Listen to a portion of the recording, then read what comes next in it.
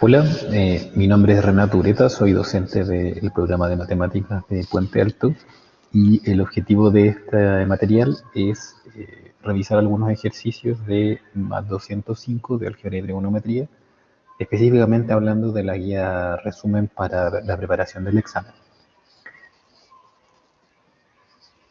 Mi objetivo es revisar en particular 5 ejercicios que, como ven ahí, hacen referencia a los contenidos que revisamos durante el semestre. Vamos a revisar la pregunta 4 y 2 que hacen alusión a lo que es función lineal. Tenemos que identificar variables, evaluar, despejar, interpretar y construir alguna expresión algebraica. Vamos a trabajar con la pregunta 5 que hace referencia a la función cuadrática, la 3 que hace referencia a función exponencial y la pregunta final que es la 9 que hace referencia a las funciones trigonométricas, en particular a la función seno. Aquí aparece la pregunta número 4. Ustedes podrán leerla con detención. Si se fijan, hay 3 preguntas y vamos a intentar responder esas 3 preguntas. La pregunta A, ya leyeron el problema, me imagino, pero lo podemos revisar. Dice, hay un estudiante que decide contratar internet por la temporada de verano. Después de cotizar en varias empresas, encuentra un plan conveniente en la compañía Fullmove. El costo del plan mensual en pesos está dado por esa función que aparece ahí, C de X, 35, igual a 35x más 19.500, donde X es la cantidad de minutos que ocupa por internet en el mes. Entonces lo primero que hay que tener en consideración o ya aclarar inmediatamente es que esta función que aparece aquí, c de x igual a 35x más 19.500, es una función lineal. De hecho, como siempre, el nombre de la función está, por ejemplo, en este caso, más bien en el lado izquierdo y se llama c de x. Este paréntesis que envuelve a la variable x hace referencia a que la función depende de x. Eso ya nos dice entonces la respuesta de la pregunta A. Nos piden que identifiquemos las variables dependientes e independientes. Como recién dijimos, la función depende de la variable x. Y como ya nos dicen que la variable x representa la cantidad de minutos que ocupa por internet en el mes, sabemos que la variable independiente es en realidad eso. La otra variable es, en este caso, ustedes lo podrán leer de nuevo en el problema, el costo. Hace referencia, ¿cierto?, al costo del plan mensual y que está medido en pesos. La función entrega el costo del plan mensual medido en pesos. Así que simplemente para responder esta pregunta lo que podríamos decir es que hay dos variables, una como siempre en todos nuestros tipos de problemas, está la variable dependiente o variable Y, muchas veces nosotros le llamamos,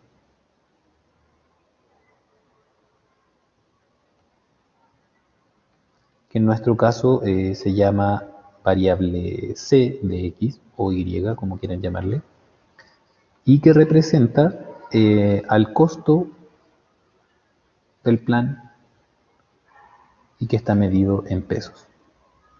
Por otra parte está la variable independiente,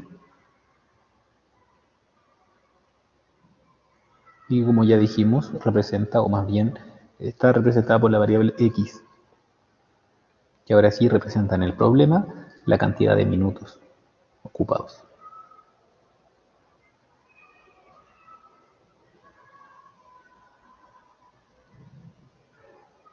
Y evidentemente está medido en minutos. Tenemos las dos variables identificadas. Problema B. ¿Cuál es el costo que debe pagar el estudiante si ocupa 38 minutos de internet?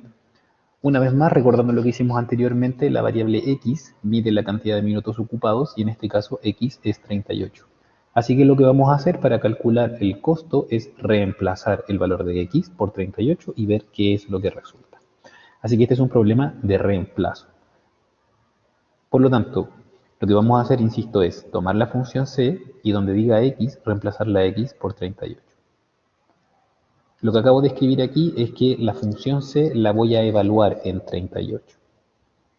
Y eso corresponde en este caso a 35 por 38 más 19.500. Eso lo podemos hacer en la calculadora. El resultado de esta operación da 20.830 pesos. Como siempre, responder la pregunta es una buena idea. En este caso, este valor que obtuvimos es el costo a pagar si se ocupan 38 minutos. Eso hay que escribirlo.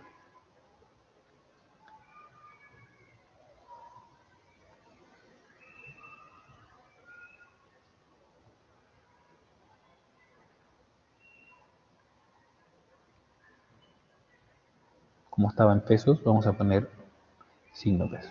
20.830 pesos. Problema C.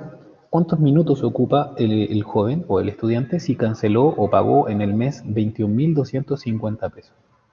Aquí la pregunta, si se fijan, es al revés al problema anterior. Nos daban en el problema anterior la cantidad de minutos y nos pedían el costo, ahora nos dan el costo y nos piden la cantidad de minutos. Así que lo que vamos a hacer es plantear una ecuación.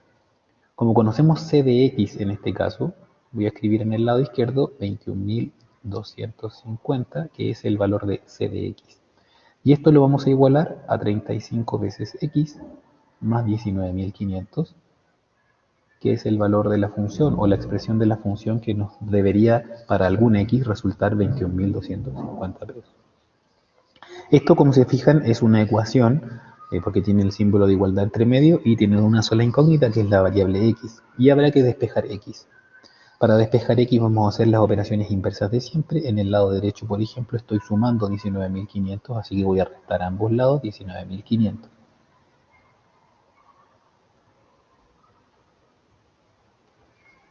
Quedando solamente 35x en el lado derecho.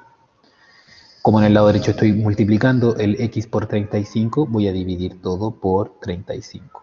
Así que la diferencia entre 21.500 y 19.500 la voy a dividir toda entre 35 para obtener el valor de x.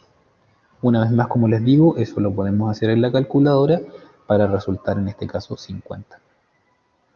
Noten lo que acabamos de hacer aquí. Dijimos que si el valor de la función es 21.250, es decir, esto que está aquí marcado con celeste es 21.250, eso es c de x, el resultado, o más bien el valor de x, tiene que ser 50. ¿Qué significa eso en términos como respuesta? Este x que está acá abajo, que nosotros obtuvimos como 50, corresponde a la cantidad de minutos, y ese 21.250 que está allá arriba en celeste corresponde al costo. Es decir, si pagó 21.250 pesos, entonces ocupó 50 minutos. Y hemos resuelto el problema número 4. Vamos al problema número 2. El problema número 2 es también de función lineal, es más, aparece el gráfico aquí. Dice: el precio de un computador en miles de pesos se va depreciando linealmente cada año. Depreciar significa que va perdiendo su valor. Esta situación puede modelarse mediante el siguiente gráfico y ustedes ya pueden ver entonces el eje X, por ejemplo, el eje horizontal, que lo que mide son el tiempo en años, y el eje vertical que corresponde al eje Y, que en este caso mide el precio, el del computador, en miles de pesos.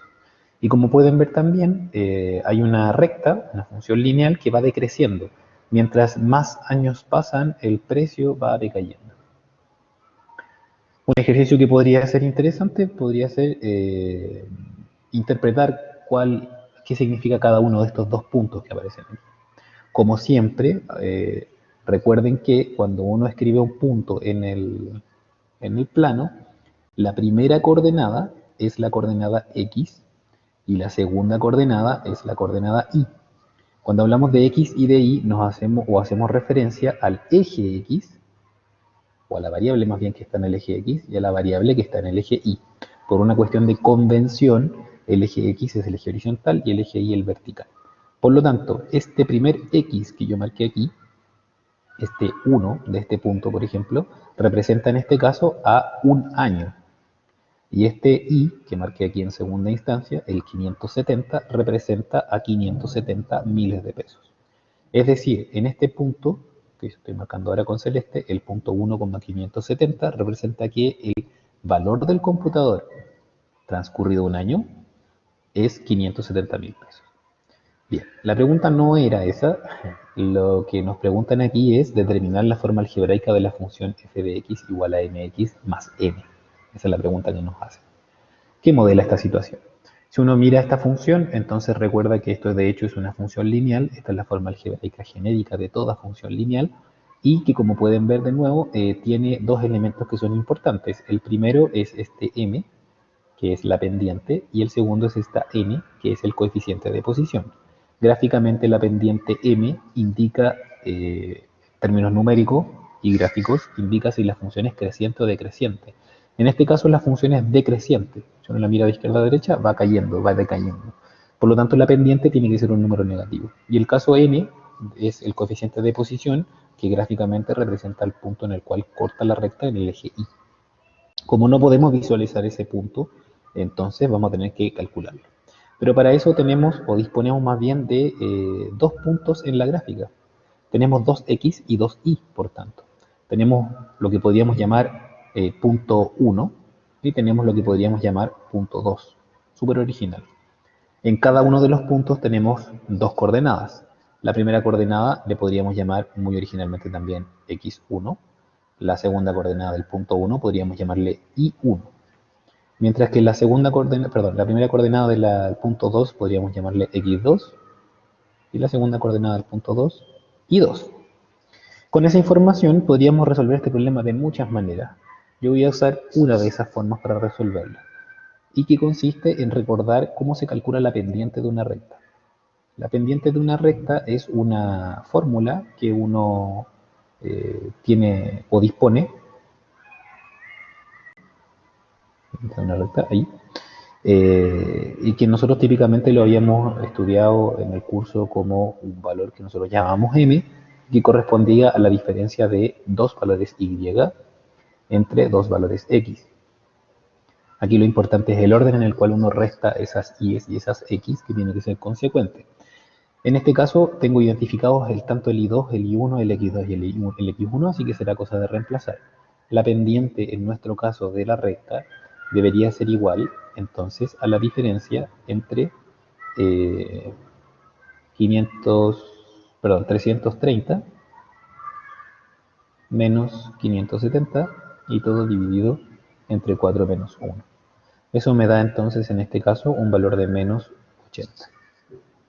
Siendo así, conozco la pendiente. Esta es una forma de resolver el problema, insisto, existen muchas formas de resolverlo. Esta es la pendiente de la recta. Si esa es la pendiente, lo único que nos falta es el coeficiente de posición. Entonces, un método para encontrar el coeficiente de posición corresponde a, una vez más, tomar uno de los dos puntos que tenemos nosotros como referencia. Por ejemplo, podríamos escoger el punto, da lo mismo, ¿no? Podríamos escoger el primero o el segundo. Yo voy a escoger, por comodidad, el primer punto. Si escojo el primer punto, entonces la coordenada x la voy a reemplazar en la función y la coordenada y también. Es decir, 570 tiene que ser el resultado, que es el valor de y, de la pendiente, que es m, que en este caso ya la calculamos y es menos 80, multiplicando por el x, que en este caso para el punto P1 es 1, más esta constante o coeficiente de posición. Así que el 570, que tengo en el lado izquierdo, tiene que ser igual en realidad a menos 80 más n. Y para despejar n, basta con sumar 80 a ambos lados. 570 más 80 es 650, así es que el valor de n es 650. Aquí, por ejemplo, tenemos un método para encontrar la ecuación de una recta que pasa por, o la función de una función lineal, la forma algebraica de una función lineal que pasa por dos puntos. Es decir, si conocemos dos puntos podemos calcular la forma algebraica. En este caso la función lineal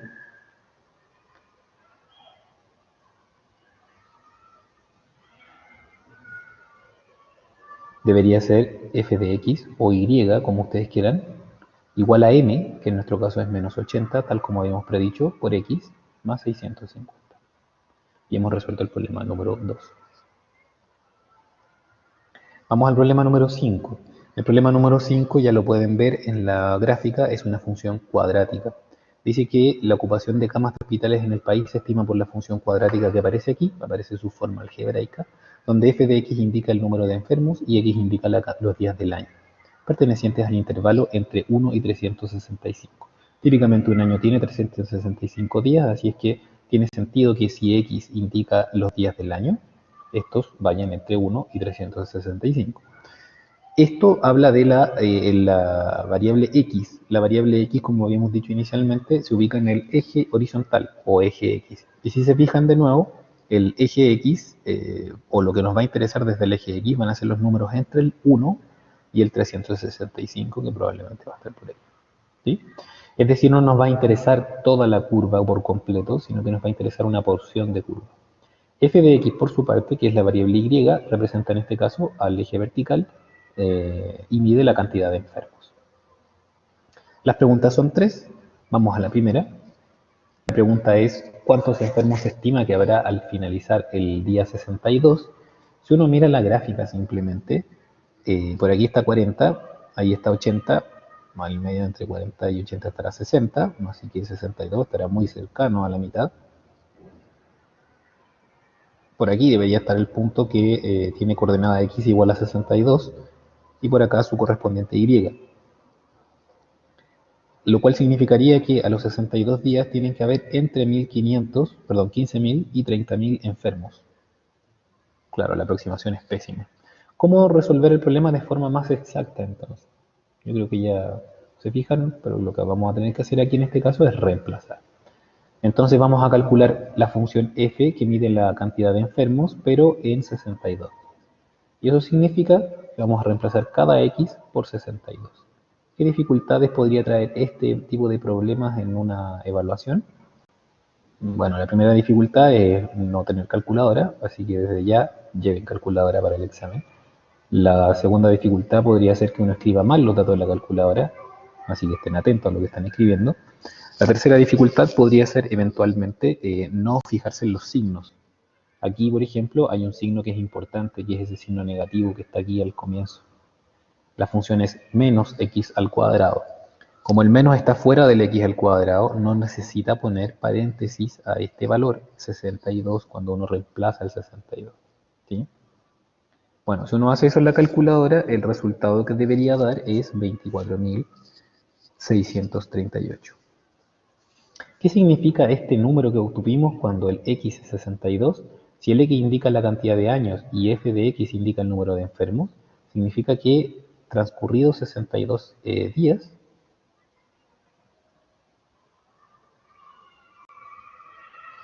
habrán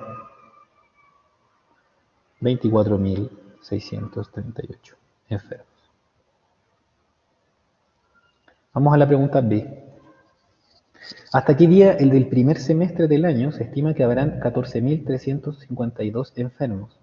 14.352 enfermos, si de nuevo nos remontamos o vemos la gráfica de la función, 14.352 enfermos debería uno ubicarlos en el eje Y, porque aquí está la cantidad de enfermos. 15.000 está por ahí, debería estar por acá, un poquito más abajo, entonces la cantidad que nos piden.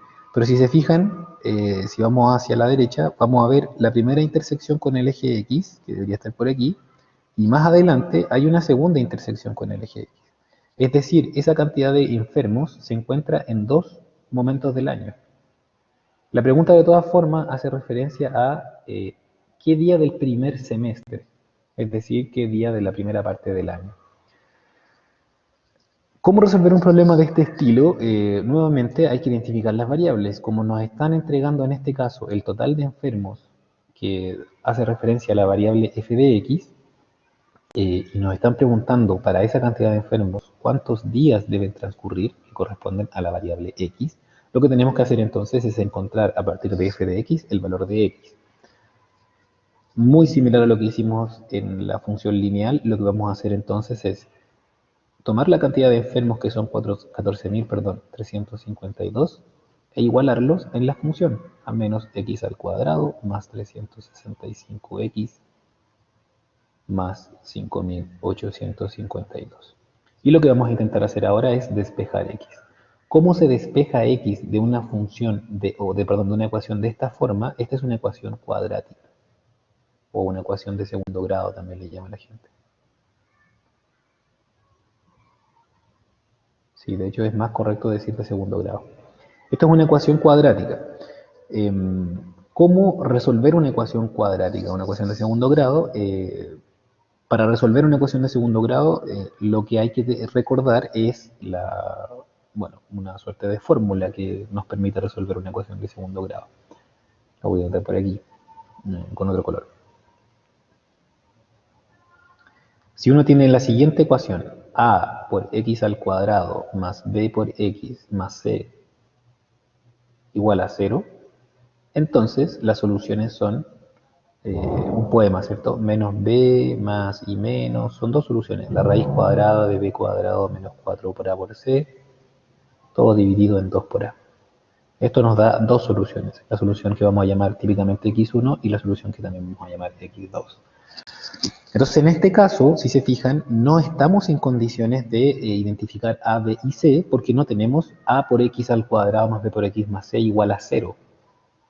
Tenemos una expresión cuadrática aquí, menos x cuadrado más 365x más 5852, pero no está igualado a 0. Entonces lo que vamos a hacer inicialmente es igualar a 0. Para igualar a 0, este valor que está aquí en el lado izquierdo, el 14.352, lo vamos a restar a ambos lados para que nos quede que 0 sea igual efectivamente a menos x al cuadrado más 365x más 5.852 menos 14.352, que en este caso da como resultado menos 8.500. Y ahora sí, tenemos el caso que decimos aquí. Tenemos una ecuación de segundo grado. Podemos identificar los valores de a, de b y de c. Entonces, ¿cuál es el valor de a? El valor de a es el que multiplica el x cuadrado. ¿Qué número está multiplicando el x cuadrado en este caso? Es el menos 1. A es menos 1. B es el número que multiplica el x. B en este caso es 365. Y C es el número que está libre sin multiplicar a ninguna variable, que en nuestro caso es menos 8500. ¿Qué tipo de inconvenientes podríamos tener en este problema? Por ejemplo, los signos, una vez más. Identificar A, B y C no es más que identificar los números que multiplican a x cuadrado, a x y los que están libres respectivamente. Entonces lo que vamos a hacer ahora es reemplazar en nuestra fórmula. En la fórmula tenemos entonces que menos 365 más y menos son dos soluciones. La raíz cuadrada de 365 al cuadrado menos 4 por menos 1 por menos 8500. Todo esto está en la raíz cuadrada. Va a estar dividido por 2 veces a. 2 veces a es 2 veces menos 1. 2 entonces por menos 1. Como les decía, van a haber dos soluciones. Una solución cuando escribimos en la calculadora el signo positivo, más, y una solución cuando escribimos el signo negativo, el signo menos. Yo le voy a llamar entonces a la solución con el signo más x1 y a la solución con el menos le voy a llamar x2. ¿Sí? La solución con la suma me da en este caso, lo hice por aquí, 25. Y con la resta me da 340. ¿Qué representan estos x que encontramos recién aquí? Representan lo que representaban al inicio del problema. X indica la cantidad de días del año que han pasado. Es decir, este x1 representa la cantidad de días que han transcurrido. Este x1 igual a 25. Representa que han transcurrido 25 días. ¿Para qué? Para que, si nos vamos devolviendo desde donde sacamos este x igual a 25, para que se cumpla esta ecuación de aquí arriba, que de hecho proviene de esta ecuación de acá arriba. Es decir, cuando han transcurrido 25 días, la cantidad de enfermos que habían corresponde efectivamente a los 14.352 que andábamos buscando.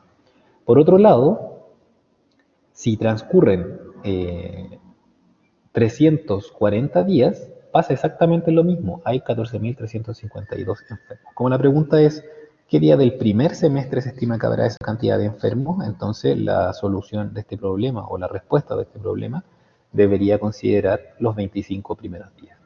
Entonces, transcurridos 25 días,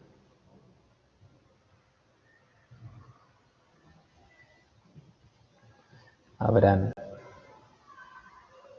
14.352 enfermos. Perfecto. Vamos a la pregunta C. Dice, determine e interprete el vértice de la función cuadrática. Para el vértice de una función cuadrática también hay una fórmula. El vértice de una función lo voy a escribir por aquí. El vértice de una función es un punto, por tanto tiene dos coordenadas, tiene una coordenada x y tiene una coordenada y. En la coordenada x del punto lo que vamos a escribir es menos b dividido en 2 por a, y en la coordenada y del punto lo que vamos a escribir es la función f, pero evaluada en lo que nos dé como resultado menos b dividido en 2 por a. ¿Sí? En nuestro caso, la función es la función que tenemos acá arriba. ¿Sí? De donde el a, el b y el c, de nuevo los podemos identificar. El a es el número que multiplica a x al cuadrado, que en nuestro caso es menos 1. El b es el número que multiplica a x, que en nuestro caso es 365. Y c, aunque no lo vamos a usar, es en este caso 5.852. ¿Sí? Para calcular el vértice lo que tenemos que hacer es calcular las coordenadas x e y de ese vértice. Como les insisto, el vértice es un punto, por lo tanto tiene una coordenada x y tiene también una coordenada y. La coordenada x del punto se encuentra reemplazando b y reemplazando a. Entonces, en el vértice de esta función, para esta función, el vértice es un punto nuevamente, en todas las funciones es un punto, veamos, ¿cuánto es menos b dividido en 2a? Debería ser entonces menos 365 dividido en 2 por menos 1. ¿Y qué debería ser el y de nuestro punto? El y de nuestro punto debería ser la función f, evaluado en lo que resulte aquí de reemplazar menos 365 dividido en 2 por menos 1. ¿Sí? Pongámosle v el vértice. Súper original. Entonces, el vértice v tiene coordenadas. Yo hice este cálculo usando la calculadora. Vaya. Y me dio 182.5. ¿Qué es este 182.5? Lo repito de nuevo, es la coordenada x del vértice. Si x hace referencia a los días del año, significa que han transcurrido 182 días y medio. ¿Qué significa ahora evaluar la función f en la coordenada x que nos dio recién? Significa reemplazar este 182.5 en la función f que tenemos allá arriba. Es decir, vamos a calcular la cantidad de enfermos que hay cuando han transcurrido 182.5 días. Una vez que uno reemplaza eso, yo lo escribí aquí, yo ya lo calculé, lo voy a escribir ahora todo con el mismo color, 182.5, me dio 39.158, 39.158,2, no, 25, perdón. Entonces, ahora lo que acabamos de hacer es determinar. ¿Qué es lo que tenemos que hacer ahora? Interpretar. Interpretar significa explicar el resultado que nos dio. Pero como ya tenemos claro que este vértice tiene dos coordenadas, x y una coordenada y que la coordenada x hace referencia a los días del año y que la coordenada y hace referencia al número de enfermos, entonces ahora hay que solamente escribir. Transcurridos 182,5 días, la cantidad de enfermos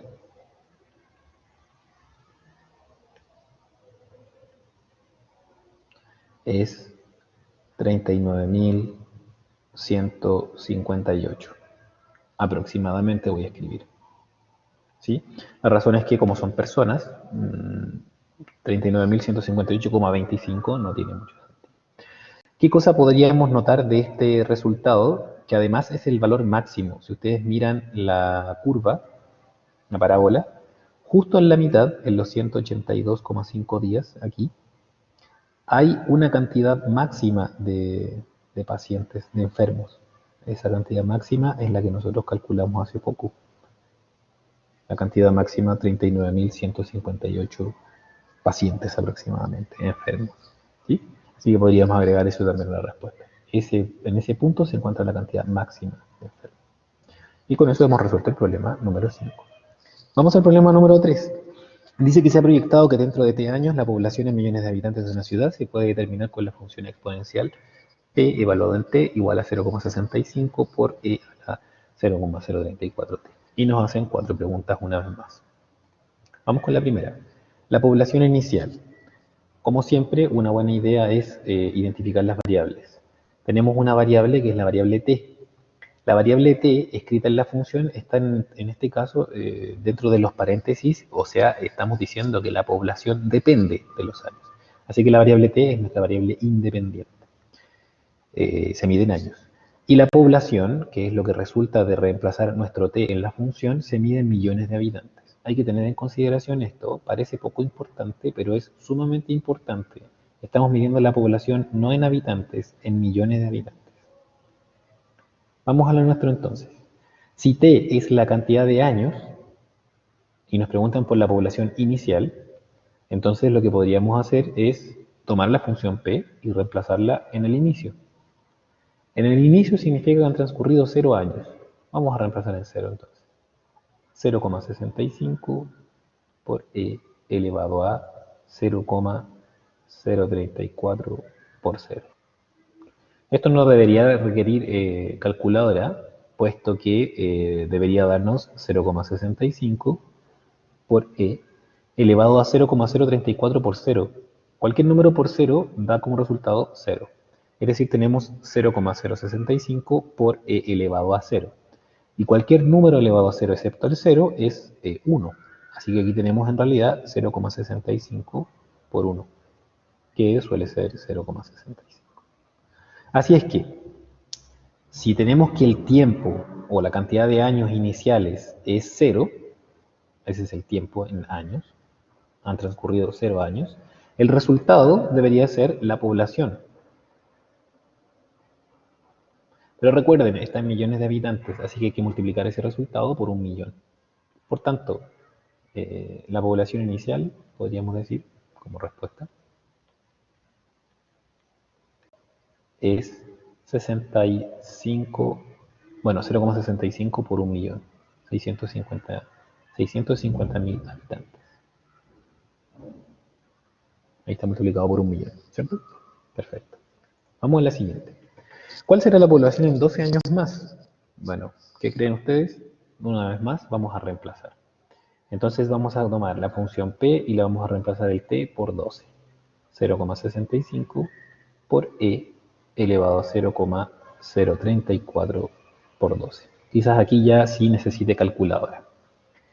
Posibles errores que podríamos cometer con este tipo de problema es, como ustedes ya se imaginarán, el uso de la calculadora, el uso correcto de la calculadora. Entonces para eso yo voy a darme el trabajo de escribirlo con la calculadora. A ver si lo logro.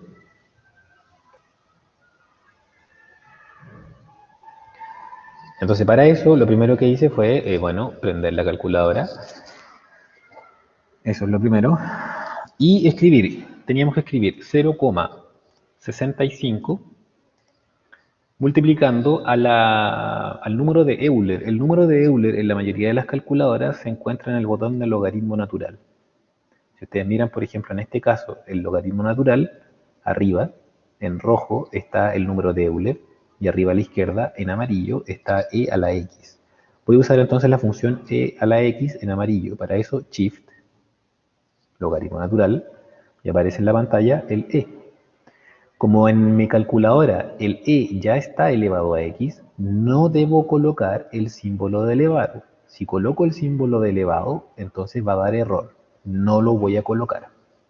Voy a escribir paréntesis entonces porque dentro del e hay una multiplicación, ¿cierto? En nuestro caso la multiplicación era, olvidé.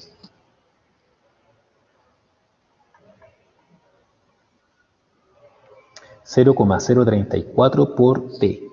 Entonces voy a escribir 0,034 por t. T en este caso lo habíamos reemplazado por 12. Voy a cerrar paréntesis y voy a apretar igual. Y voy a esperar que la calculadora haga su trabajo. Observen el número, es súper importante esto también. El número da 0,97747, bla, bla, bla. La pregunta de siempre, ¿cuántos decimales uso? Bueno, depende, como siempre, la respuesta depende del problema. En este caso, ¿qué representa este 0,97 bla, bla, bla? Representa una población y la población está medida en millones, millones de habitantes, lo cual significa que este número lo vamos a multiplicar por 1.000.000 y el resultado va a corresponder a personas. Así que, por ejemplo, si yo solamente considero el primer decimal, estoy eliminando a 77.474 personas aproximadamente. No es una buena idea. Así que lo que vamos a hacer es considerar 6 decimales, porque 6 decimales son significativos, al menos 6. Si quieren considerar más, cosa de ustedes, pero al menos 6, porque los 6 son significativos. Por lo tanto, si considero 6, el resultado que yo debería escribir como respuesta,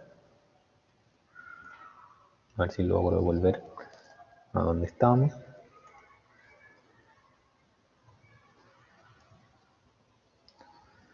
Estábamos aquí, perfecto. Entonces, la población inicial ya lo hicimos. Reemplazando en el 12, en el valor 12, t igual a 12. Oh, ahí. T evaluado en 12 era 0,65 por e elevado a 0,034 por 12. Yo les había dicho, son 6 las cifras significativas. El resultado era 0,97747. Voy a usar 7 decimales, porque fíjense que el último es un 6. Cuando multipliquemos esto por 1.000.000 va a quedar 977.474,6. Ahí vamos a tener que decidir si agregamos un habitante o lo dejamos como 474. Entonces, la población a los 12 años, en 12 años más, voy a decir aproximadamente entonces, aproximadamente, ya sabemos que al multiplicar por 1.000.000 da 977.474,6. Voy a dejarlo en 474 habitantes. Y hemos resuelto la letra B del problema 3. Vamos a la letra C. Determine e interprete P de 20, pero ya claramente es más de lo mismo, ¿no? Lo que vamos a hacer es, una vez más, reemplazar el T por 20 en este caso. 0,65 por E a la 0,034 por 20. Yo ya hice este cálculo, me dio 1,28 30 205. Es decir, este 20 es nuestro valor de t, así que son los años. Y este valor p de 20, que nos dio como resultado, son habitantes. Pero están medidos en millones. Entonces son millones de habitantes. Por lo tanto, la respuesta de este problema podría ser transcurridos 20 años, o en 20 años más, la población es aproximadamente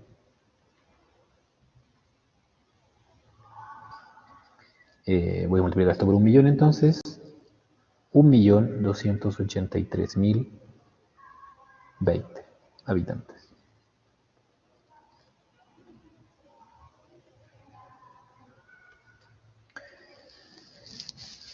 Letra D. ¿En cuántos años aproximadamente la población será de 6 millones de personas? Esta pregunta es interesante en el sentido de que ahora ya no nos dan el valor de T, sino que nos dan el valor de I. Nos dicen que son 6 millones. Y aquí donde toma una vez más relevancia que la unidad de medida de la variable I está en millones. Así que no me basta con reemplazar 6 millones e igualar 6 millones a 0,65, sino que tengo que transformar esto a millones. 6 millones transformado a millones corresponde a 6, ¿cierto? Por lo tanto, lo que vamos a hacer es 6 tiene que ser igual a 0,65 por e a la 0,034t. Y lo que queremos hacer ahora es despejar t. Noten que el posible error en este problema es, en lugar de escribir 6, escribir 6 millones. Si ustedes intentan escribir 6 millones, probablemente van a encontrar un resultado que no tiene nada que ver con lo que andamos buscando. ¿Cómo se despeja la variable t aquí? Vamos a tener que utilizar logaritmos. Pero antes de ello, observen que el número de Euler, e, está multiplicado por 0,65. Como estamos multiplicando por 0,65, lo que vamos a hacer antes es dividir. Entonces vamos a despejar t. 6 dividido 0,65 va a ser en este caso igual a e a la 0,034t.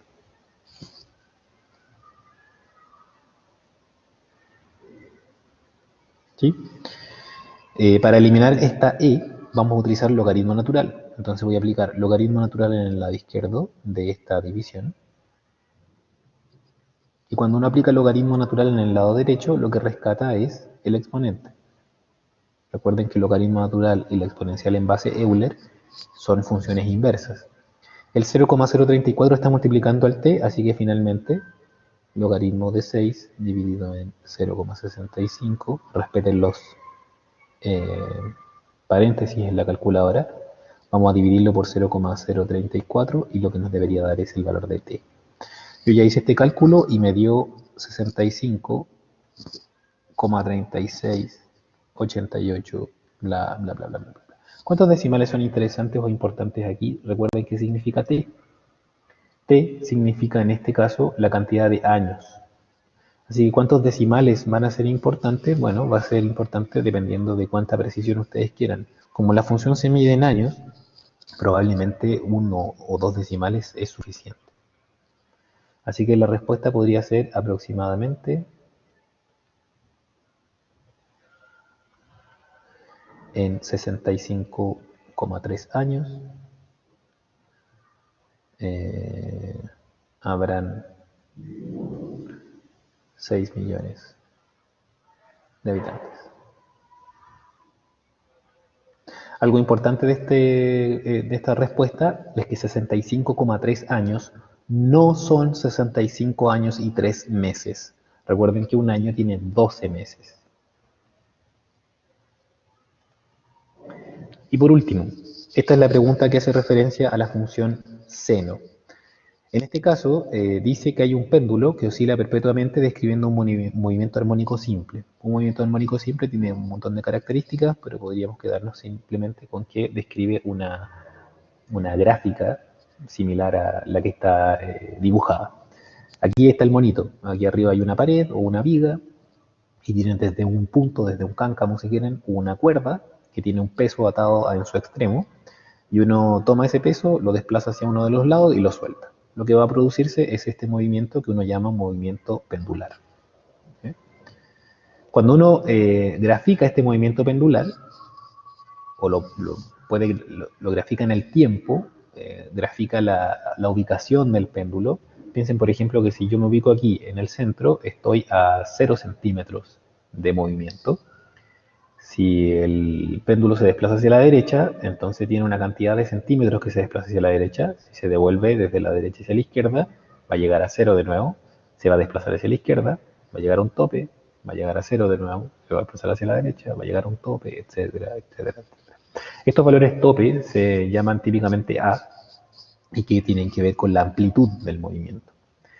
Entonces, lo que uno podría hacer es graficar el movimiento de este péndulo. ¿Cómo lo grafica? Hace una línea, que en este caso es la línea vertical, en este monito, que corresponde al tiempo. Aquí estoy en el tiempo 0, aquí en el tiempo, no sé, 1 segundo, 2 segundos, 3 segundos, bla, bla, bla, bla, bla. Mientras más segundos pasen, lo que hace el movimiento del péndulo es ubicarse hacia la derecha o hacia la izquierda. ¿Hacia la derecha o hacia la izquierda de qué? Del centro, simplemente. ¿Sí? Si uno toma esta gráfica y la gira en sentido horario, unos 90 grados, lo que obtiene es esta gráfica más grande de aquí. Fíjense nuevamente que en el eje Y tenemos los centímetros, dice X centímetros, y en el eje horizontal tenemos el tiempo medido en segundos. Aquí además agregaron derecha e izquierda para que no nos perdamos. Entonces, por ejemplo, mientras avanza el tiempo, el péndulo se ubica hacia la derecha en este caso.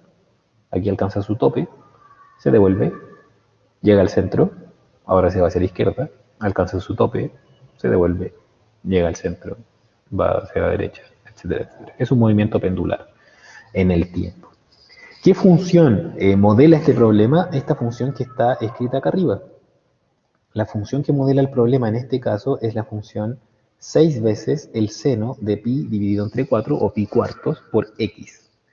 ¿Qué es x? Quizás no es la más... no fue una buena idea ponerle x en este caso, le he puesto t. Claro, porque la variable tiempo es el t. Así que lo que vamos a hacer aquí es creer que esa x se llama t. De hecho voy a rayarla cuando llegue el momento.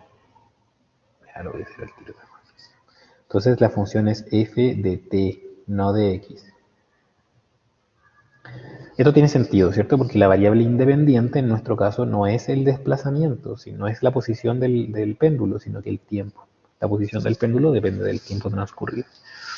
Ya, el otro comentario que hay que hacer es que pi dividido entre 4 significa que estamos midiendo los ángulos en radianes. ¿Sí?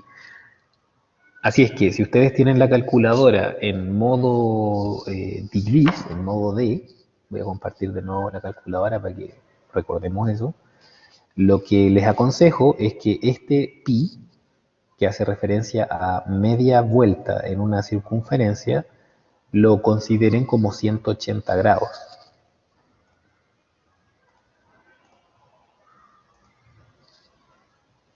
Aquí tengo la calculadora de nuevo. Entonces, una vez más, hay que prender la calculadora, por supuesto.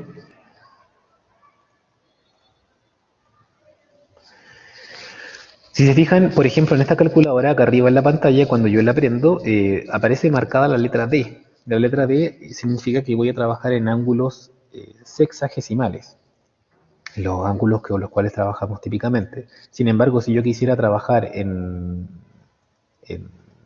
grados radianes, en este caso para esta calculadora, yo aprieto consecutivamente el botón modo y voy hasta que me da las tres opciones. La primera opción es degrees, grados hexagesimales, la segunda radianes y la tercera gradianes. Si en cualquiera, o si en su calculadora por alguna razón no aparece indicado inicialmente degrees, basta con ir al menú hasta que uno pueda cambiarla a degrees. Para eso es importante consultar el manual. Recuerden que 180 grados sexagesimales son iguales a pi radianes, ¿de acuerdo? Así que pi cuartos radianes son iguales a 180 dividido entre 4 grados sexagesimales. Eso es súper importante. Bien, entonces, en lo que estábamos. Vamos al problema 9, que es nuestro último problema para preparar el examen. La pregunta A, lo que nos piden es definir la variable dependiente e independiente. En realidad esto ya lo hicimos, pero vamos a escribirlo simplemente para que quede registrado. Entonces la función es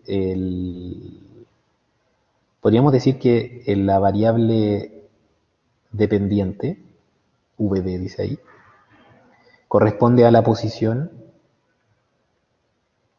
del péndulo y se mide en centímetros, ¿cierto? Según la ubicación que se encuentre, es la variable dependiente. ¿Y de qué depende? Bueno, evidentemente depende de la variable independiente, que en nuestro caso es el tiempo y se mide en segundos. Como yo sé en este problema que esas son las variables dependiente e independiente, como yo les decía, en el eje vertical nosotros ponemos la variable dependiente y en el eje horizontal ponemos la variable independiente. Eso por una cuestión de convención. Vamos a la última pregunta. La última pregunta es: determine e interprete x evaluado en 7 y x evaluado en 11. Como yo les decía, yo cometí el error de escribir la función mal. Esta variable se llama t, no x, en la función. Y la función, en lugar de llamarse f, se llama x. Me quedó horrible. Lo voy a escribir aquí. La función se llama en realidad x de t igual a 6 veces seno de pi cuartos dividido, perdón, pi cuartos por t. Entonces, ¿qué significa x evaluado en 7 y y evaluado en 11? Reemplazar el t por 7 y por 11 respectivamente. Yo lo voy a reemplazar solamente por 7, por 11 va a quedar para ustedes eh, como ejercicio. X evaluado en 7 significa reemplazar en la función la variable independiente por 7. Es decir, este 7 que está aquí hace referencia a los segundos. O sea, vamos a ver cuál es la posición del péndulo cuando han transcurrido 7 segundos. Eso es lo que vamos a calcular. ¿Qué significa en este caso? Significa 6 veces el seno de pi. Como yo calculo, o yo voy a usar la calculadora en grados sexagesimales, en lugar de escribir pi voy a escribir 180 dividido entre 4 por 7. Lo voy a hacer aquí en la calculadora.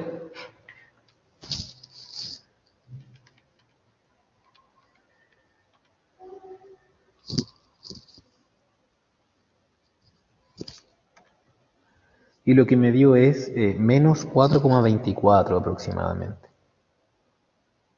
Menos 4,24. De hecho, en algunas calculadoras esto puede dar de manera exacta como menos 3 veces raíz de 2. Y es lo mismo. Bueno, el primer resultado es aproximado. ¿Qué significa eso? Que cuando han transcurrido 7 segundos están aquí, justo entre el 6 y el 8, la posición del péndulo debería ser, en este caso, menos 4,24 centímetros. Es decir, cuando han transcurrido 7 segundos, el péndulo se ubica hacia la izquierda a una distancia de 4,24 centímetros desde el centro. Voy a escribir aquí entonces. Transcurridos 7 segundos, el péndulo, o la masa del péndulo, se ubica a 4,24 centímetros aproximadamente desde el centro.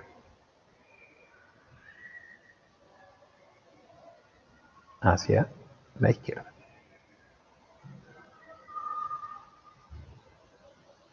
Reemplazando en el valor x igual a, perdón, t igual a 11, el 11 está por aquí, lo que nos debería dar es un valor por ahí aproximadamente, y que representa que ese valor, la distancia desde el centro al cual se ubica el péndulo, en este caso hacia el lado derecho, transcurrido 11 segundos. Bueno muchachos, estos fueron algunos ejercicios de preparación para el examen. Espero que les sirva y espero que les vaya excelente en su evaluación. Nos vemos.